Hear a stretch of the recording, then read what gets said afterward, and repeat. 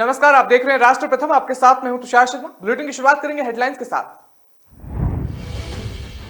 सुशील कुमार मोदी ने आरजेडी के मंत्री पर कर दिया मुकदमा, वीडियो के जरिए साधा निशाना। दिल्ली सरकार के मंत्री सत्येंद्र जैन से आज तिहाड़ जेल में पूछताछ करेगी ईडी। इस मामले में मनी लॉन्ड्रिंग की जताई जा रही आशंका। बाबा रामदेव आज करेंगे प्रेस कॉन्फ्रेंस, पतंजलि के खिलाफ षड्यंत्र का करेंगे पर्दाफाश। दिल्ली सरकार के स्कूल के 4 शिक्षकों के खिलाफ होगी जांच, एलजी ने दी मंजूरी। पीएम मोदी के जन्मदिन पर शुरू होगा रक्तदान का महाअभियान। बिहार के पूर्व उप मुख्यमंत्री और बीजेपी कोटे से राज्यसभा सदस्य सुशील कुमार मोदी ने आरजेडी के एक मंत्री पर मानहानि का मुकदमा कर दिया है। गुरुवार को सुशील कुमार मोदी ने इसकी जानकारी दी है। बिहार के आरजेडी कोटे के मंत्री रामानंद यादव पर आईपीसी की धारा 499 और 500 के अंतर्गत मानहानि का मुकदमा दायर हुआ है। सुशील मोदी ने कहा कि इस लोदीपुर और सब्जीबाग में क्रियावनन की जमीन पर कब्जा कर मॉल और खेतान मार्केट बनाने का आरोप बेबुनियाद है और समाज में छवि खराब करने का प्रयास लगातार किया जा रहा है। सुशील कुमार मोदी ने कोर्ट से आग्रह किया है कि रामानंद यादव के विरुद्ध गिरफ्तारी का वारंट निर्गत कर उन्हें न्यायालय में उपस्थित कराकर ट्रायल प्रारंभ किया जाए। उन्होंने क्या कुछ कहा, सुनिए आप। के अंतर्गत मैंने कोर्ट से आग्रह किया है कि श्री रामानंद यादव के खिलाफ वारंट निर्गत किया जाए, उनको कोर्ट में हाजिर किया जाए और ट्रायल चलाकर उनको कड़ी से कड़ी सजा दी जाए। श्री रामानंद यादव ने पिछले दिनों मेरे ऊपर आरोप लगाया था कि डिप्टी सीएम रहते हुए मैंने पटना के सब्जी बाग और लोदीपुर इलाके के अंदर क्रिश्चियंस की जमीन पर जबरदस्ती कब्जा करवाकर खेतान मार्केट एवं लोदीपुर मॉल का निर्माण करवाया। यह आरोप पूरी तरह से बेबुनियाद और भ्रामक है।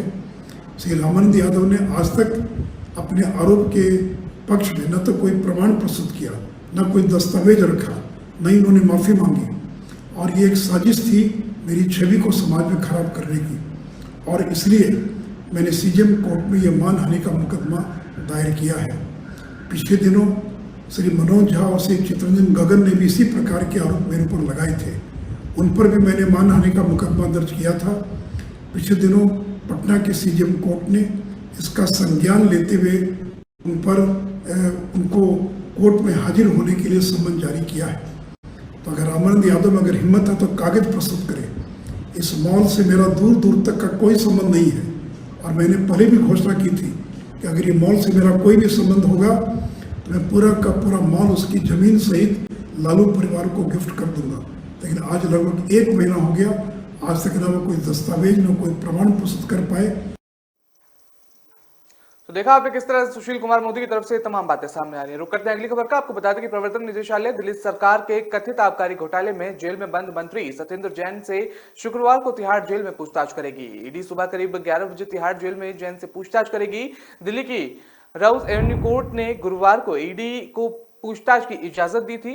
ये पूछताछ 16, 22 और 23 सितंबर को की जाएगी। जैन ने इस समय मनी लॉन्ड्रिंग मामले में तिहाड़ जेल में बंद हैं और इस मामले की जांच भी ईडी कर रही है। ईडी अब कथित शराब घोटाले मामले की मनी लॉन्ड्रिंग के एंगल से जांच कर रही है। इस मामले में केंद्रीय जांच ब्यूरो यानी कि सीबीआई ने दिल्ली के उप मुख्यमंत्री मनीष सिसोदिया के आरोपों और आरोपी नंबर बनाया था। आपको बता दें सिसोदिया ने परिसरों पर पहले सीबीआई ने छापा मारा और राउस एवेन्यू कोर्ट के विशेष सीबीआई अदालत की गीतांजलि गोयल ने ईडी के आवेदन को स्वीकार करते हुए शुक्रवार को जेल के अंदर जैन से पूछताछ करने की अनुमति दी थी। ईडी ने शराब घोटाले मामले में उनसे पूछताछ के लिए 3 तारीखें मांगी थी और सीबीआई ने पिछले महीने मनीष सिसोदिया और तत्कालीन आबकारी आयुक्त, तत्कालीन उप आबकारी आयुक्त और तत्कालीन सहायक आबकारी आयुक्त और 10 शराब लाइसेंस धारियों के खिलाफ दिल्ली की आबकारी नीति के निर्माण और क्रियान्वयन में कथित अनियमितताओं के लिए मामला दर्ज किया गया था।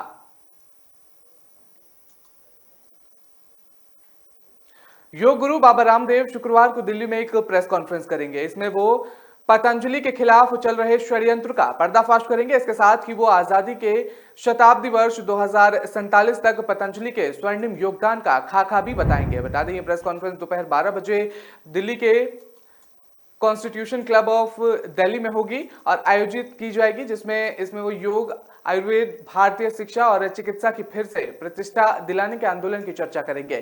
कंपनी के बयान के मुताबिक देव अगले कुछ सालों में अपनी कंपनियों के आने 5 आईपीओ के बारे में भी जानकारी देंगे। बाबा रामदेव की पतंजलि की ओर से मीडिया के भेजे गए आमंत्रण में कहा गया है कि हम ये बताते हुए आनंद हो रहा है कि स्वामी रामदेव नई दिल्ली में 16 सितंबर को एक महत्वपूर्ण प्रेस कॉन्फ्रेंस आयोजित करेंगे। मजबूत और स्वस्थ भारत की दिशा में पतंजलि और उसके स्वदेशी आंदोलन को बदनाम करने वाली साजिशों का भी इस प्रेस कॉन्फ्रेंस में पर्दाफाश किया जाएगा। तो ये प्रेस कॉन्फ्रेंस आज होनी है, 12 बजे इस समय रखा गया। दिल्ली के उपराज्यपाल विनय कुमार सक्सेना ने भ्रष्टाचार निरोधक ब्रांच यानी कि एसीबी को दिल्ली सरकार के एक स्कूल के 4 वाइस प्रिंसिपल के खिलाफ भ्रष्टाचार के आरोपों की जांच करने की अनुमति दे दी है। इस मामले में अधिकारियों ने गुरुवार को बताया कि फर्जी और अतिथि शिक्षकों के माध्यम से कथित धन घोटाले को लेकर जिन 4 अध्यापकों के खिलाफ जांच की मंजूरी दी गई है, उनमें से 2 सेवानिवृत्त हो चुके हैं और इस जांच को लेकर उपराज्यपाल कार्यालय के अधिकारियों ने बताया कि आरोपी ने दिल्ली के मानेसर पार्क स्थित सरकारी उच्चतर माध्यमिक बाल विकास में फर्जी अतिथि शिक्षकों पर 1 अप्रैल 2016 से 31 मार्च 2017 के बीच सरकारी धन का घोटाला किया है। एक अधिकारी ने बताया कि नवंबर 2018 में हुई ऑडिट में स्कूल में अतिथि और शिक्षकों के मानदेय बनाने के बिल में गड़बड़ी और अनियमितता सामने आई है और उसके सरकारी धन में गड़बड़ी की रिपोर्ट की गई है। बता दें कि अधिकारी ने बताया है कि यह मामला 4.21 लाख रुपए की गड़बड़ी का है।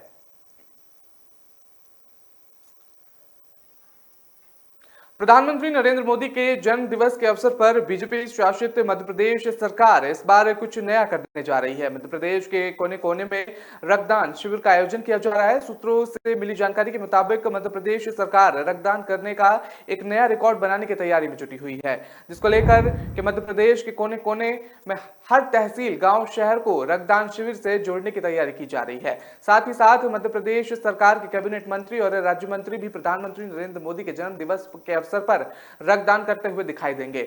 मुख्यमंत्री शिवराज सिंह चौहान भी इस अवसर पर रक्तदान करेंगे। इस संबंध में स्वास्थ्य विभाग के द्वारा 17 सितंबर से 1 अक्टूबर तक प्रदेश भर में ब्लड डोनेशन कैंप आयोजित करने को देखकर स्टेट ब्लड ट्रांसफ्यूजन काउंसिलिंग से चर्चा की गई है, जिसके चलते सभी सरकारी और प्राइवेट ब्लड बैंकों की जानकारियां उपलब्ध कराई गई हैं।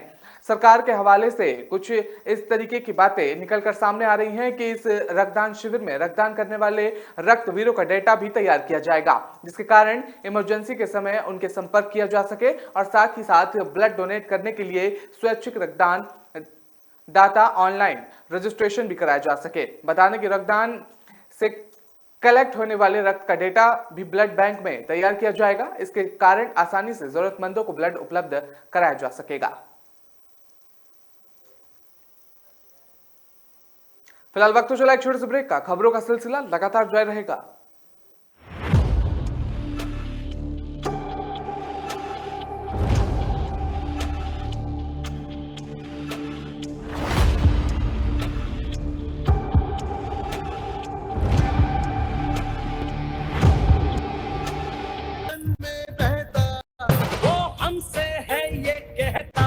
सम्मान के बदले जान भी देती है क्या युग युग की जंजीरों को हमने ही काटा है, ढोल उठाए जग सारा जय, युग की जंजीरों को हमने ही काटा है।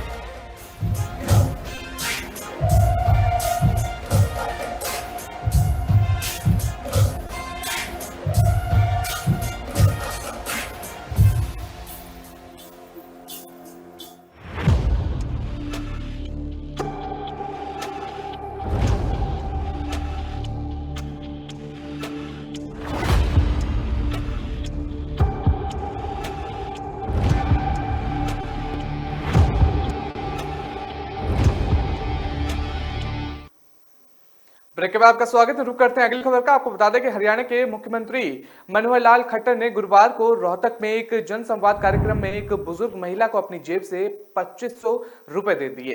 वहीं उन्होंने अधिकारियों को बुजुर्ग महिला की विधवा पेंशन तुरंत बहाल करने का निर्देश भी दिया। मुख्यमंत्री ने सामाजिक न्याय और अधिकारिता विभाग के अधिकारियों को निर्देश दिए कि भी बुजुर्ग की पेंशन परिवार पहचान पत्र यानी कि पीपीपी की वेरिफिकेशन की वजह से कटी है, उस पेंशन को तत्काल और ठीक करके बहाल कर दिया जाए। दरअसल रोहतक में मुख्यमंत्री ने जनसंवाद कार्यक्रम में आम जन की समस्याएं सुनी और इस दौरान बुजुर्गों की पेंशन कटने से जुड़े मामले सामने आए। एक बुजुर्ग महिला की विधवा पेंशन कट जाने की समस्या मुख्यमंत्री ने सुनी। उन्होंने सबसे पहले अधिकारियों से इसका कारण जाना और फिर पेंशन बहाली के निर्देश दिए। मुख्यमंत्री ने महिला से बातचीत की और अपनी जेब से 2500 रुपए भी पेंशन के लिए दे दिए। आपको बता दें, मुख्यमंत्री ने बताया कि रोहतक में 160 लोगों की पेंशन रोक दी गई थी, लेकिन बाद में 70 लाभार्थी की पेंशन बहाल कर दी गई है। खट्टर ने आगे कहा कि इस संबंध में संबंधित अधिकारियों को निर्देश दिए गए हैं और ऐसे में लाभार्थियों की पेंशन तुरंत बहाल कर दी जाए और पिछले बकाया भुगतान की मंजूरी सुनिश्चित कर दी जाए। तो तस्वीरों में आप देख सकते हैं कि किस तरह से मुख्यमंत्री मनोहर लाल खट्टर एक बुजुर्ग महिला को अपनी जेब से निकालकर पैसे देते हुए भी नजर आए। सुप्रीम कोर्ट में आज 4 अहम मामलों पर सुनवाई करेंगे और जिन पर फैसले से व्यापक असर पड़ेगा। और शीर्ष अदालत आज जिन अहम मामलों की सुनवाई करेगी उनमें से मटेरियल केस, पालघर साधु हत्याकांड, यूक्रेन के भारतीय मेडिकल छात्र और का मामला और केंद्र राज्यों के मान्यता प्राप्त स्कूलों के लिए कॉमन ड्रेस कोड का मामला शामिल है। बता दें कि मेटल रेप केस में 11 मई को दिल्ली हाई कोर्ट के 2 जजों ने अलग अलग फैसले दिए थे, जिसके बाद मामला सुप्रीम कोर्ट में आया था। शीर्ष अदालत ये तय करेगी कि पति पत्नी के बीच जबरन यौन संबंध रेप माना जाया या नहीं। सुप्रीम कोर्ट में इस मामले पर देश भर की निगाहें टिकी हैं। पालघर साधु हत्याकांड मामले की जांच सीबीआई करेगी या नहीं, इसको लेकर भी सुप्रीम कोर्ट फैसला करेगा।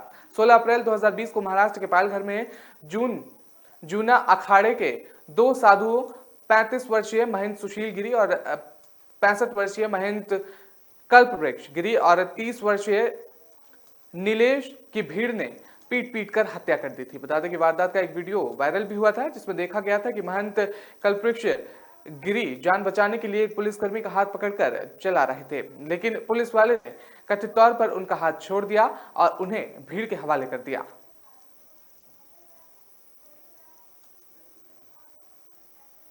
पंजाब और दिल्ली की आम आदमी पार्टी सरकार पराली जलाने से होने वाले प्रदूषण से निपटने के लिए एक साथ आ गई है। इसके लिए पंजाब और दिल्ली की आप सरकार जल्द ही पायलट प्रोजेक्ट शुरू करेगी। इस प्रोजेक्ट के तहत राज्य में 5000 एकड़ में बायो डिकम्पोजर का और इसे लेकर पंजाब के कृषि और कल्याण मंत्री कुलदीप सिंह धालीवाल ने बताया कि इस मुद्दे को लेकर दिल्ली में उच्च स्तरीय बैठक हुई है। इसके अलावा पराली जलाने से होने वाले प्रदूषण से निपटने की चर्चा को लेकर बुधवार को कृषि मंत्री कुलदीप ने दिल्ली के मुख्यमंत्री अरविंद केजरीवाल से मुलाकात भी की। इसके बाद कृषि और किसान कल्याण मंत्री कुलदीप सिंह धालीवाल ने दिल्ली के पर्यावरण मंत्री गोपाल राय के साथ विचार विमर्श किया। दिल्ली और पंजाब सरकार पायलट प्रोजेक्ट संयुक्त रूप से लॉन्च करेगी और कृषि मंत्री ने कहा कि इस प्रतिक्रिया के तहत पराली पर पूरा बायोडिकम्पोजर का छिड़काव होगा, जिससे फसल अवशेष मिट्टी में मिल जाती है। कृषि मंत्री ने कहा कि पंजाब सरकार ने धान की पराली से होने वाले प्रदूषण से निपटने के लिए पूरी तैयारी कर ली है और इसके लिए किसानों को सब्सिडी पर उपकरण उपलब्ध कराए जा रहे हैं। वहीं प्रदेश के सभी जिलों में जागरूकता और सर्विलांस टीमों का गठन भी किया गया है।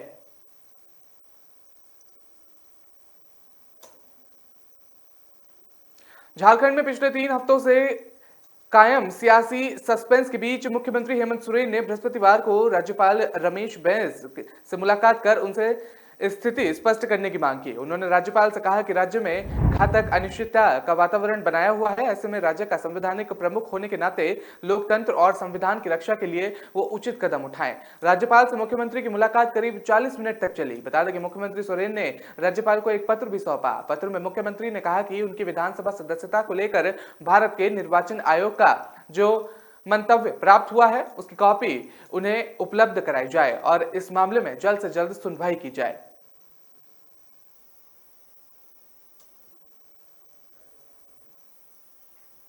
पिछले महीने गोवा में बीजेपी नेता सोनाली फोगाट की रहस्यमय परिस्थितियों में हुई मौत की जांच सीबीआई ने अपने हाथों में ले ली है। सीबीआई सूत्रों के मुताबिक सीबीआई की टीम आज यानी शुक्रवार को गोवा जाएगी। अधिकारियों ने गुरुवार को बताया कि केंद्रीय जांच एजेंसी ने गृह मंत्रालय के एक संदर्भ पर गोवा पुलिस की एफआईआर फिर से दर्ज की है और सीबीआई की टीम सीएफएसएल विशेषज्ञों के साथ आज गोवा पुलिस पहुंचेगी और दस्तावेजों को भी इकट्ठा करेगी। साथ ही वो स्थानीय पुलिस अधिकारियों और उन डॉक्टरों से भी बातचीत करेगी जिन्होंने सोनाली को अस्पताल लाए जाने के बाद उनकी जांच की थी। सूत्रों से मिली जानकारी के अनुसार विसारा के नमूनों से फोगाट की मौत के कारण का निश्चित रूप से सुराग मिलेगा। बता दें कि गोवा के मुख्यमंत्री प्रमोद सावंत ने केंद्रीय गृह मंत्री अमित शाह को पत्र लिखकर फोगाट की मौत की सीबीआई से जांच करने की मांग की थी, जिसके बाद मंत्रालय ने मामला सीबीआई को भेज दिया था। घटनाक्रम की जानकारी रखने वाले एक अधिकारी ने बताया कि गृह मंत्रालय ने कार्मिक और प्रशिक्षण विभाग से मामले की छानबीन सीबीआई से कराने को कहा था।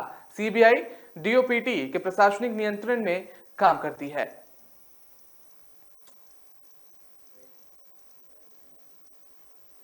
फिलहाल वक्त तो चला एक छोटे से ब्रेक का। खबरों का सिलसिला लगातार जारी रहेगा।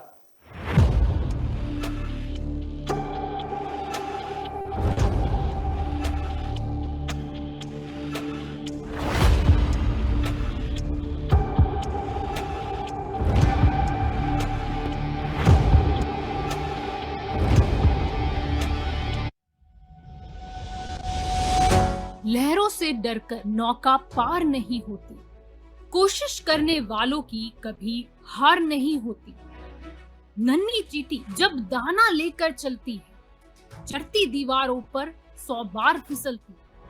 मन का विश्वास रगों में साहस भरता है, चढ़कर गिरना गिरकर चढ़ना न अखरता है। आखिर उसकी मेहनत बेकार नहीं होती, कोशिश करने वालों की कभी हार नहीं होती। डुबकी या सिंधु में गोताखोर लगाता, जा जाकर खाली हाथ लौट कर आता।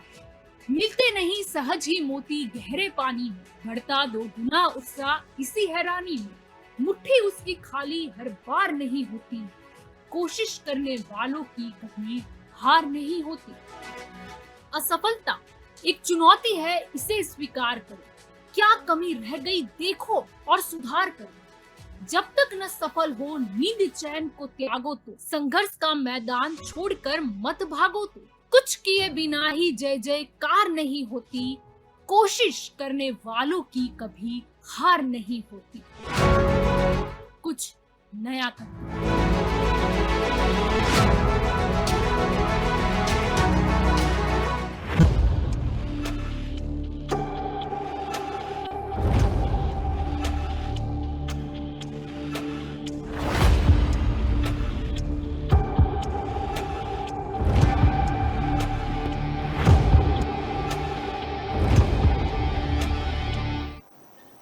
ब्रेक के बाद आपका स्वागत है। रुक करते हैं अगली खबर का। आपको बता दें कि पंजाब चुनाव में अपनी छाप छोड़ने के बाद सांसद राघव चड्ढा को आम आदमी पार्टी गुजरात में होने वाले विधानसभा चुनाव में भी एक खास भूमिका के लिए तैयार करने वाला है। आपको बता दें सूत्रों के मुताबिक राघव चड्ढा गुजरात चुनाव में भी अहम भूमिका निभाएंगे, हालांकि इसका ऐलान कुछ समय बाद ही होगा। बता दें कि पंजाब विधानसभा चुनाव के दौरान भी राघव चड्ढा आम आदमी पार्टी की तरफ से एक खास भूमिका में नजर आएंगे और पंजाब में सरकार बनाने के पीछे उनका अहम योगदान माना जाता है। राघव चड्ढा युवाओं के बीच काफी पसंद किए जाते हैं। यही वजह है कि राघव चड्ढा को पार्टी गुजरात में भी खास भूमिका देना चाहती है। इससे गुजरात में भी आम आदमी पार्टी ज्यादा से ज्यादा सीटें हासिल कर सकेगी। पार्टी सूत्रों से यह भी जानकारी मिल रही है कि गुजरात के ग्रामीण और शहरी इलाकों में राघव चड्ढा युवाओं के बीच अपनी पहचान बनाने में कामयाब रहे।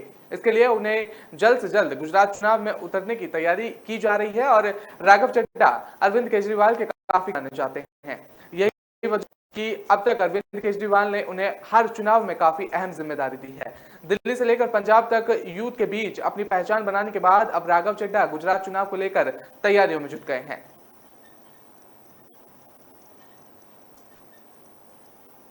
कृषि मंत्री सुधाकर सिंह के बयान के बाद बिहार में लगातार सियासी घमासान जारी है। बीजेपी के कद्दावर नेता और केंद्रीय मंत्री अश्विनी कुमार चौबे ने चुटकी लेते हुए गुरुवार को कहा कि बिहार के मुख्यमंत्री नीतीश कुमार को उनकी औकात उनके मंत्रिमंडल के कृषि मंत्री ही बताते हैं। आपको बता दें कि मंत्री सुधाकर सिंह अपने आप को चोरों का सरदार कह रहे हैं। ऐसा हमने अपने राजनीतिक जीवन में अब तक नहीं सुना था। ये दुर्भाग्यपूर्ण है कि मुख्यमंत्री नीतीश कुमार के टोकने पर भी मंत्री इस्तीफा देने की धमकी दे रहे हैं। अश्विनी चौबे ने आगे कहा कि नीतीश कुमार इसलिए चुप हैं क्योंकि कृषि मंत्री अपना नेता लालू प्रसाद को मानते हैं। असली रिमोट तो लालू यादव के हाथों में है। अपराधी और भ्रष्टाचारी लोग आज उनके कैबिनेट में शामिल हैं जो जेल भी जा चुके हैं। ऐसे लोग जिन्होंने किसानों को लूट लिया और आज उन्हें कृषि मंत्री बनाया गया और जो आज खुद कह रहे हैं कि मैं चोरों का सरदार हूं।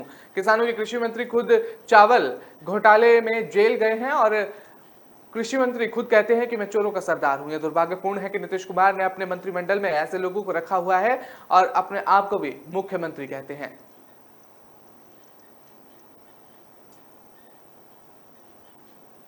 रेल यात्रियों के लिए एक बेहद जरूरी सूचना। जबलपुर रेल मंडल के तहत न्यू कटनी जंक्शन में रेलवे द्वारा ट्रैक डबलिंग का कार्य किया जाना प्रस्तावित है। इसके तहत प्री नॉन इलेक्ट्रिक और नॉन इलेक्ट्रिक का कार्य रेलवे द्वारा 16 सितंबर को किया जाएगा और निरंतर 18 दिनों तक चलने वाले इस कार्यक्रम से बिलासपुर और सिंगरौली मार्ग पर रेल ट्रैक की संख्या बढ़ने से यात्रियों की सुविधा बढ़ेगी। बता दें कि इस महत्वपूर्ण कार्य के चलते रेल प्रशासन ने यहां से गुजरने वाली 36 यात्री गाड़ियों का परिचालन निरस्त किया है। इस संबंध में वरिष्ठ मंत्रिमंडल और वाणिज्य प्रबंधक विजय रंजन ने बताया कि उक्त कार्य के चलते बिलासपुर से जबलपुर होकर इंदौर जाने वाली नर्मदा एक्सप्रेस को 16 सितंबर से 3 अक्टूबर तक निरस्त किया गया है। इस तरह जबलपुर से अंबिकापुर के बीच चलने वाली इंटरसिटी ट्रेन और जबलपुर से सिंगरौली के बीच चलने वाली भी 15 सितंबर से 3 अक्टूबर तक निरस्त रहेंगी। जबलपुर से सत्तारगाछी के बीच चलने वाली हमसफर एक्सप्रेस 21 से 29 सितंबर को रद्द रहेगी।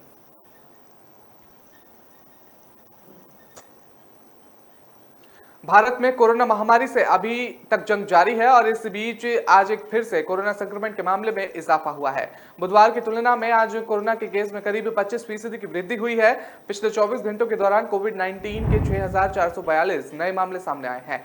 कोरोना के सक्रिय मामले 46,379 पहुंच गए हैं। इस अवधि के दौरान 34 और मरीजों की मौत हुई है। देश में बुधवार को कोरोना के मामले 5,108 सामने आए थे। इस अवधि के दौरान 19 मरीजों की मौत रिपोर्ट दर्ज की गई थी। इसके साथ ही बुधवार को कोरोना से संक्रमित 5,675 मरीज ठीक होकर घर पहुंच गए थे।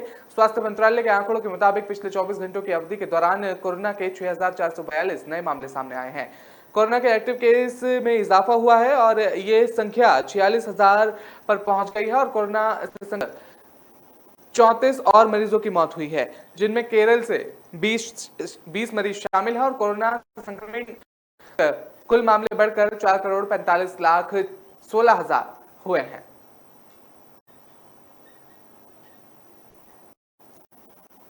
मौसम केंद्र मुंबई ने गुरुवार को महाराष्ट्र के कई जिलों में भारी बारिश की संभावना जताई है। अलर्ट भी जारी किया गया है। हालांकि शुक्रवार से बारिश की गतिविधियों में कमी आने का पूर्वानुमान है। मौसम विभाग की तरफ से गुरुवार को पालघर, ठाणे, रायगढ़, इन तमाम इलाकों में भारी बारिश बताई गई है और इसकी संभावना भी जताई गई है। इसको लेकर मौसम विभाग ने ऑरेंज अलर्ट भी जारी किया है। वहीं मुंबई, रत्नागिरी, कोल्हापुर, सतारा, ओखला और चंद्रपुर और तमाम इलाकों में भारी बारिश के साथ गरज चमक की भी आशंका जताई गई है मौसम विभाग के द्वारा और साथ ही येलो अलर्ट भी जारी किया गया है। दूसरी तरफ महाराष्ट्र में वायु गुणवत्ता सूचांक अधिकतर शहरों में अच्छी से संतोषजनक श्रेणी में रिकॉर्ड हो रही है।